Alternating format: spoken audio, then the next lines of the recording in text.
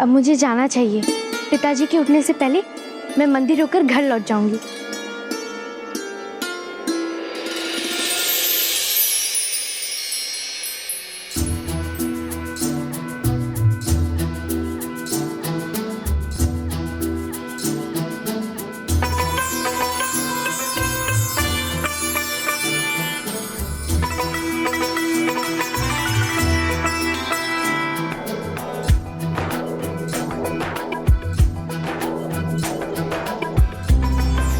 यदि यशोदा मैया ने आपको इस अवस्था में देखा होता तो अवश्य दंड मिलता आपको।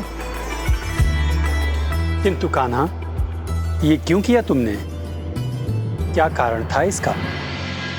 मेरी भक्त की भावना, उसी की रक्षा कर रहा था मैं। अपने जन्म दिवस पर वो नवीन वस्त्र धारण कर मेरे दर्शन करने को ललायत थी, और उसके लिए उसने बहुत श्रम भी किया, क्योंकि वो मुझे प्रसन्न करना चाहती थी और मैं भी चाहता था कि उसे अपने मनोरथ में सफलता प्राप्त हो। इसीलिए उसके मन की प्रसन्नता के लिए मैंने भी थोड़ा श्रम कर ही लिया।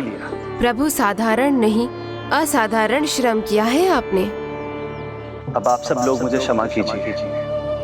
उसके लौटने के पूर्व मुझे मंदिर भी पहुंचना होगा।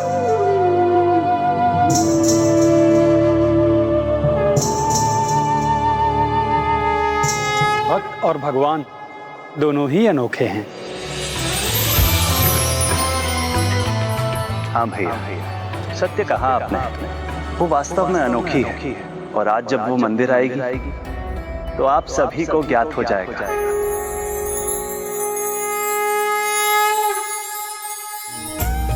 और फिर अपनी उस नन्ही भक्त से भेंट करने को आतुर, उसकी उत्सुकता में प्रभु जगन्नाथ उन्हीं वस्त्रों में मंदिर में विराजमान हो गए और अपनी भक्ति की प्रतीक्षा करने लगे। प्रभु जगन्नाथ जी की, प्रभु जगन्नाथ जी की, प्रभु जगन्नाथ जी की।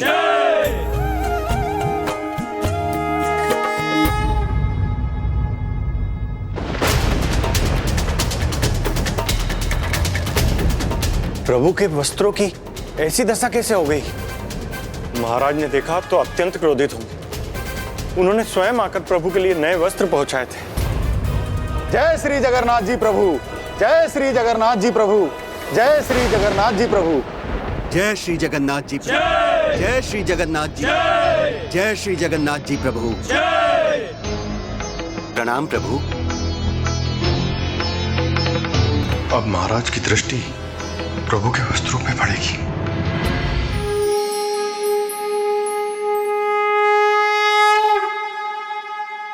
देखिए प्रभु, मैंने वचन दिया था ना, नए वस्त्रों में आऊंगी यहाँ, तो मैंने अपना वचन निभा दिया। देखिए ना।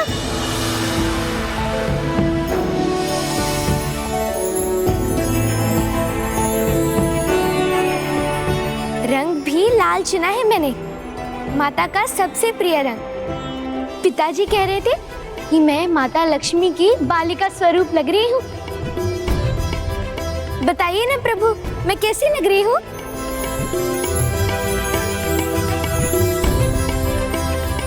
ओह, तो आप चिंता कर रहे हैं कि मैं आपके लिए कुछ लाई भी हूँ या नहीं। आपसे मिलने जो आ रही थी, वो भी अपने जन्मदिन पर, तो खाली हाथ कैसे आती? इसलिए तो मैं आपके लिए उपहार लेकर आई हूँ।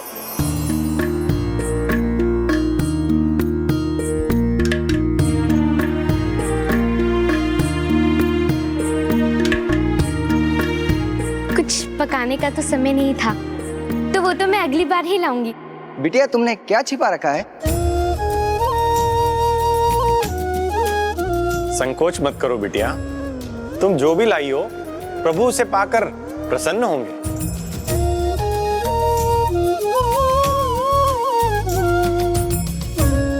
ये मुकुट मैंने अपने हाथों से बनाया है, किंतु पता नहीं प्रभु की प्रतिमा पर आएंगे भी या नहीं।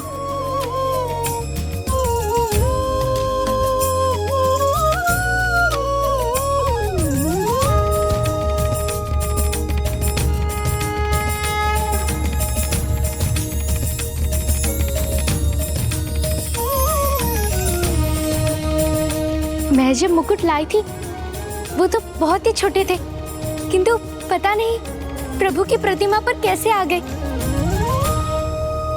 मैंने कहा था ना, प्रभु के लिए यदि सच्चे मन से कुछ करो तो उन्हें अवश्य भाता है। वो प्रसन्न है, इसीलिए तो उन्होंने तुम्हारे मुकुट को स्वीकार कर लिया है।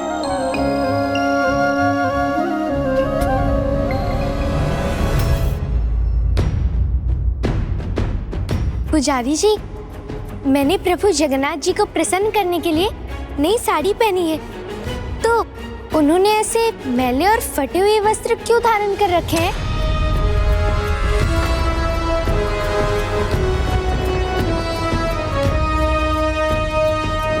खेत में तो कार्य मैं करके आ रही हूँ, किंतु ऐसा लग रहा है कि मैं नहीं प्रभु थे वहाँ।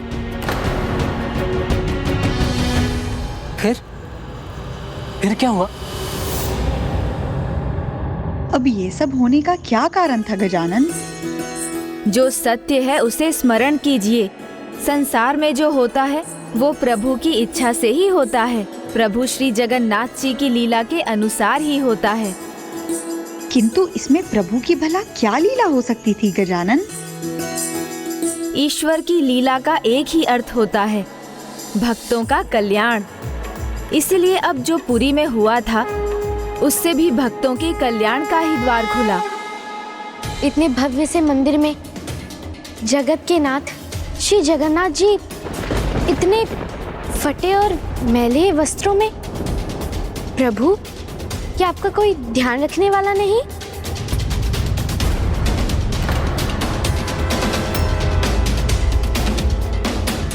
कान्हा, अब तुम ही बताओ अपनी इस नन्ही भक्त को कि उसकी सेवा में ही तुम मैले हुए हो। समय व्यक्ति को जीवन के प्रत्येक रंग से परिचित करवा देता है। और रही मेरी बात, मैं मैला नहीं हुआ, मैं तो अपनी नन्ही भक्त की भक्ति में रंग गया। और इसकी नन्ही भक्ति का रंग केवल मेरे वस्त्रों पर ही नहीं, अपितु मेरे मन पर भी चढ़ गया। किंतु ये राजा को कैसे ज्ञात होगा?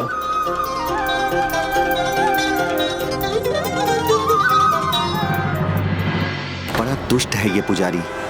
प्रभु के लिए मैं जो वस्त्र लाया था, लगता है वो इसने मोल दे दिए। पता नहीं कब से ये सब कर रहा है ये, किंतु अब मैं ऐसा फिर कभी नहीं होने दूंगा। मैंने तो नए वस्त्र ही पहनाए थे, अब तो प्रभु ही जाने ये कैसे क्या। प्रभु आप ही रक्षा कीजिए। ये लीला तो मुझे समझ में नहीं आई। प्रभु की आंखों के सामने उनके ही भक्त को अनुचित दंड मिलने वाला था। किंतु प्रभु, आपने कहा प्रभु लीला से भक्तों का कल्याण होता है। यहाँ तो जिन्होंने सदा प्रभु के जीवन भर सेवा की वो दंडित होने जा रहे थे। इसमें भला क्या कल्याण?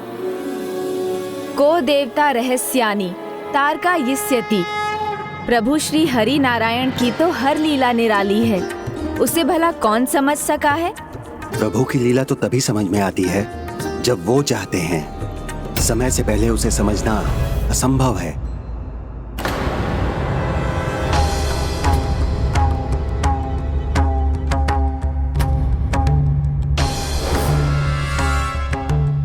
आप क्रोध और चिंता मत कीजिए, मैं हूं ना, मैं ही अपने प्रभु के लिए अगली बार नए वस्त्र लेकर आऊंगी।